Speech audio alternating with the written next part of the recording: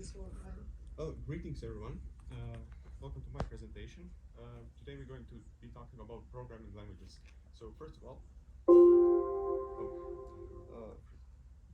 we're going to have a short overview of basic programming paradigms, a few examples of graphical frameworks for some of the programming languages, and at last we have a comparative analysis of interpreted programming language and one that is compiled. So let's begin. What are programming languages? Computer can only understand machine code or binary code that can execute. But for us humans, it's really difficult to write it and memorize it. So we have devised programming languages, and basically what you can think this about is like an agent between you and the computer. And you are writing code, and you send that code or block of code to the agent, and that agent will translate it and do all the heavy lifting for us and translate it into the machine code or binary code for that computer understands and can execute. And you can compare it to any normal language. You need to know syntax, semantics, and grammar for you to successfully communicate to that agent, be that compiler, interpreter, or assembler. Now, one of the also main rules is that every programming language will eventually be turned into machine code or binary code, so the computer can actually understand it and execute it. Now, let's divide them by access to hardware. Low level and high level. Low level programming languages are closer to hardware, and they offer much more freedom in manual management of hardware and memory. But that comes at a cost, and they are much more difficult to learn, to implement, and to manage. Some of the primary example would be assembly, the machine language itself, and microcode, which is basically a programming language that is used to code instructions for microprocessors. Now let's hop onto high-level languages. High-level languages are, for difference, much more easier to learn and use, and they offer abstraction from hardware. So we do not need to think about unnecessary memory management and hardware also management. Some of the primary example would be C, C++, C#, Java, JavaScript, and Python. The C is the lowest in the level of category of high-level languages, since C and C++ offer manual memory management and allocation. Now, let's go to the translation of programming languages.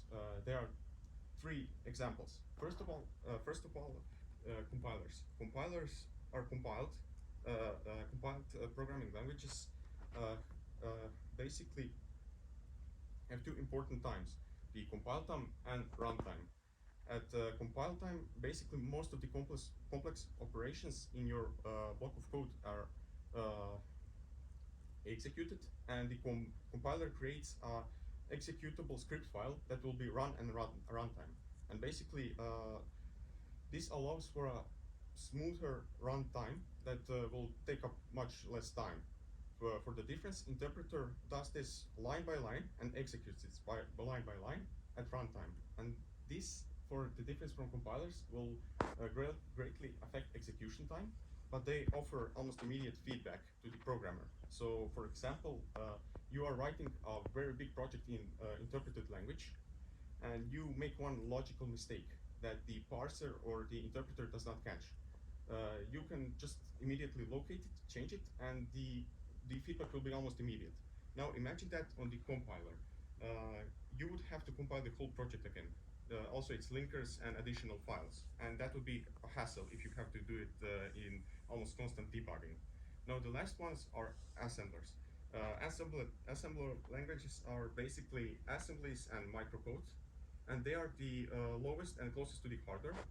Basically everything is assembled as mnemonics, three letter boards that basically used to reallocate and allocate memory and attach them to variables. But they offer blazing speeds, and they offer manual management of hardware and memory on the system they are run. So let's go to the programming paradigms. So there are three main programming paradigms. The first one is procedural. So here you can see a block of C code, and basically what procedural programming is based on is procedures or functions. It's based basically on reusability of the code.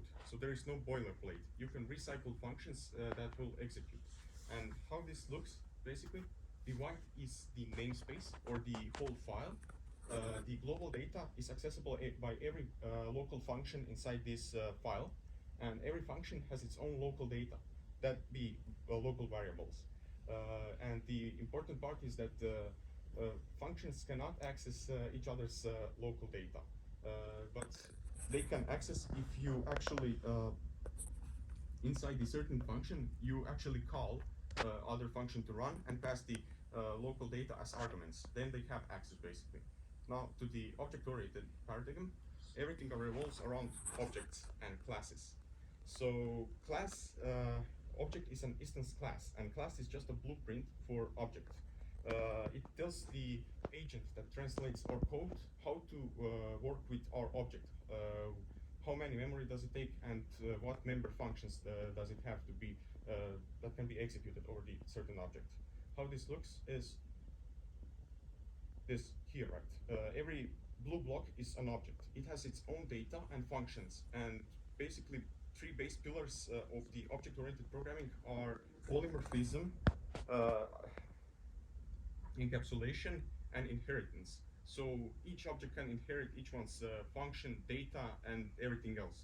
And again, object-oriented programming is based on a single principle, and that is user data types. Objects are user-made data. Now, on the functional, which is more a satirical type of programming, you can list 3 points of it. On functions only, pure functions, which connects to the no side effects. A side effect in a function is when you allocate a memory on a stack to take up a certain value. That basically means having a variable inside a function. So here you can see a recursive search function to get the target from an array and return it. If not, it will return -1. It won't return the position of the target. And you can see that the use of recursion in this function here. There isn't even an iterative approach to it.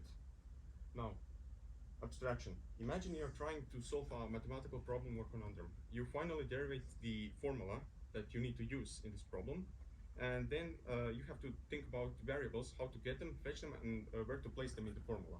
If you had that formula from the beginning, then it would be really a no-brainer. It would be pretty much easier and faster for you to do this mathematical task. Now, this is abstraction. It basically abstracts us from the stuff that we do not really care about or we do not want to work with, so we can focus more on the, let's say, problem-solving parts, or the parts that interest us. So let's take an example, which is array declaration and initialization and fetching the size of an array.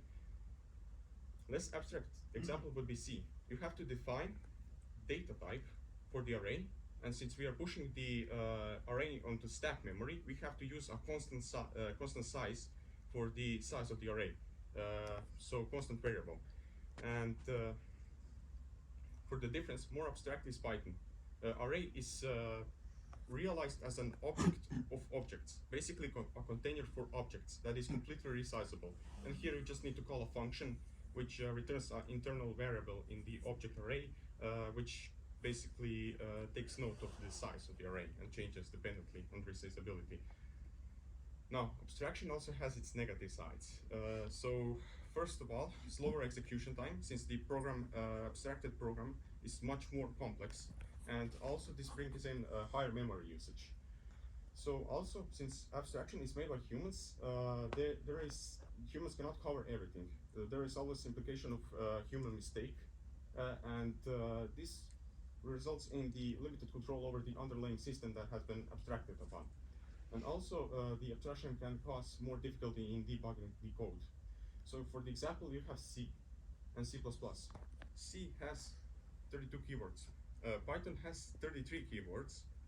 Java, which has been considered the most verbose programming language, has only 51 keywords. C++ has 95. Here are the examples of them. So, to sum up, abstraction, it's good when it's used over longer distances, but if you use it for every single thing, it will be just a hassle, and it's not good. So now to the real application of abstraction are frameworks. Frameworks are basically pre-written code or software that eases the development and boosts the efficiency in software development. So they usually include like libraries, objects, member functions or methods on the objects and functions. Why? Why are they used? Because nowadays almost every application needs a graphical user interface. So why do we need the hassle of actually having to program and care about it when we can already use the pre-written template?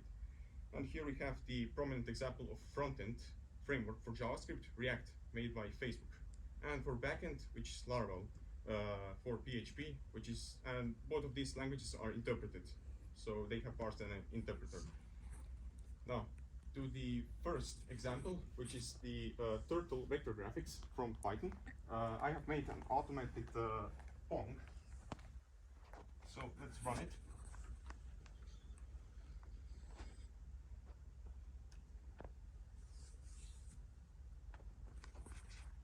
So yeah, immediately what you can notice is the slowness of the interpreter. It's a little bit slow. It also depends on the graphical library or the framework itself. But how is it realized? The ball is having two variables which console for addition in the vertical and the horizontal side. So it's basically using the vector of movement, and it also has a robust simple collision detection, which will then multiply the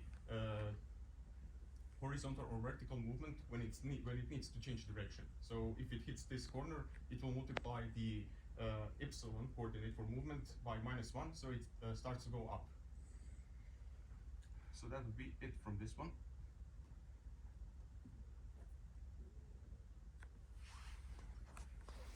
Now, the second example is a little bit more non-abstract. It's SFML framework for creating 2D applications in C++. It's usually used for creating 2D RPG games, but it also has support for a DirectX 11 framework for 3D graphics, but it's heavily advised not to use it for 3D graphics. Now, since I have the product here, I will simply show it. So I have built an application that simulates a tank without any collision. So basically, it simulates movement using even the acceleration. It uses the inverse of a tangent to the function, and you can move it. And also, it uses the algorithm to find the, let's say, the shortest path that the turret needs to rotate around to get to the mouse cursor. So it's a basic driving tank application that I have made with this framework just to see how it actually works, and that would be it from this.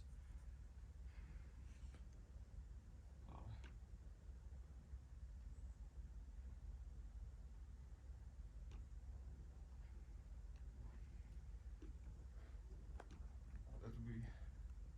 Now let's compare an interpreter, a compiled language. So interpreted language Python and compiled C++. I've implemented a function to find the Fibonacci sequence, recursive, of course. So it ranges from the let's say 1 to 45, and it will find the number of the, let's say, 45th, let's say, Fibonacci number in the sequence, and let's just time how it will actually run. So here, let's see the results of C++ and Python. As we said, compiled languages will usually do the most complex operations in its compile time, while interpreted takes its time at runtime and just runs the code by code, line by line. So you can see here the difference. At the start, they are relatively close, let's say, but apparently, as the time goes on, it's really even bigger and bigger difference. The C++ is about 50 times faster than, let's say, returning the value of the Fibonacci sequence on the 45th number than actually Python. You can see here that it takes about approximately 4 minutes for Python to return the interpreted language Python. So here is one interesting fact about it, the Roller Coaster Tycoon 1 and 2 are games that have been developed. The first one has been developed in 1999, released the same year. 2 has been developed in 2000, and released in 2003. And what's interesting about them, they have been written in x86 assembly programming language. x86 standing for the architecture of processors that is supported for this programming language. And they are considered one of the most optimized games of all time, simply because they are written in assembly languages. Now, they were programmed by Chris Sawyer, and how he did it is basically he had 2 computers.